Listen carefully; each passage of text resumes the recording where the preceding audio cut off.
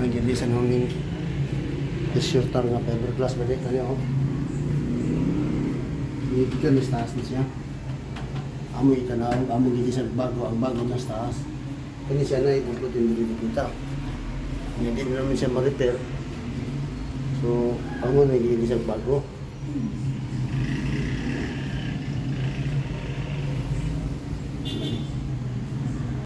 Ako na lang mag-iilisan ng pressure tank na fiberglass ba di kay kaplading mo yung pressure tank muna na sunog ito yung motor pump. Muna siya hindi karaan. So ang gilis, pressure siya pagtaas. Nangyari ako, pressure size. Ako ipakita nyo di ba din nung gilis nga bago nga pressure tank ko kanyo.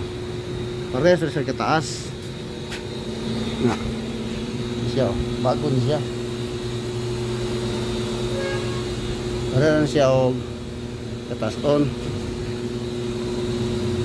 diretso po siya kadakon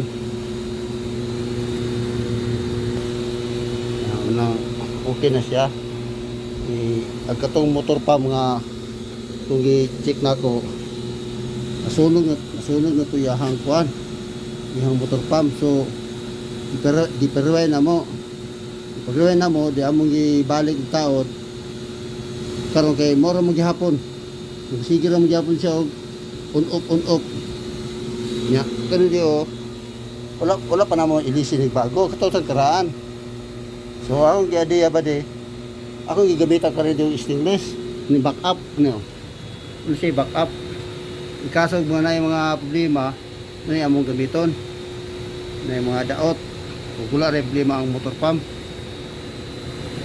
nga di karon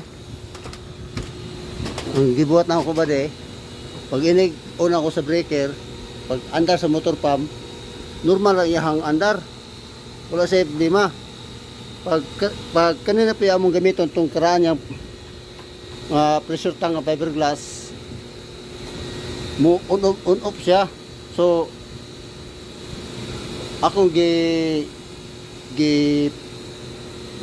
palong para di masunog kay di man siya kuan inik andar mo on off man siya di man siya mo yung mga inik puno sa pressure tank mo automatic man siya off so maaptan na siya mga pila ka minutes andar na po dili normal ba pag action niya taas ang iyang pressure dahil mo ubos andar ano dili normal ang iyang kuan andar yang palong man ko siya di siya kuan ba dekado nasunog siya ba di kato iyang motor kay sige naman siya og kuan andar hantod na buntag yung motor na pagkabuntag mo tigit na ko motor nasunog siya manang ningon ko nga ang problema kanig yung fiberglass katong karaan so gilisan na mo og fiberglass nga karaan among gilisag bago okay na no wala sa problema di na siya kuan manang ug di ako to padayon to ba de ug ako to siyang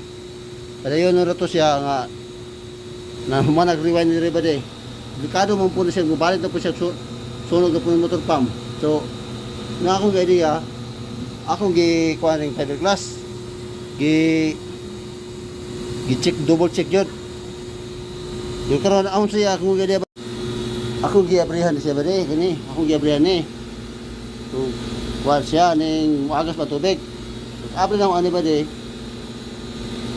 open na siya wala na siya dire kani siya puno na siya tubig pero dili mo agas yung tubig dire so kani siya na gapading ni siya na siya bustos sa sulod among ko siya interior lang sa sulod ni ba de dili para atong dili para ani ba nga wala interior ba ni aman interior kani kay aman interior ni once nga kani siya maboslo sa sulod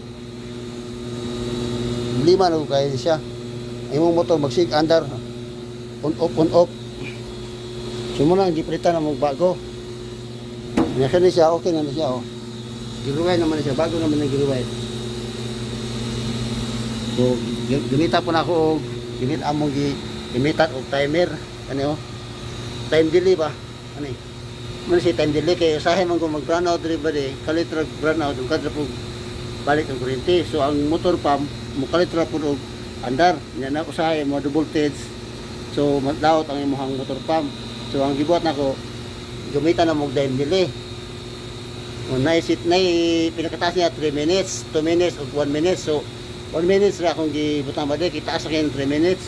So karon 1 minutes okay na siya.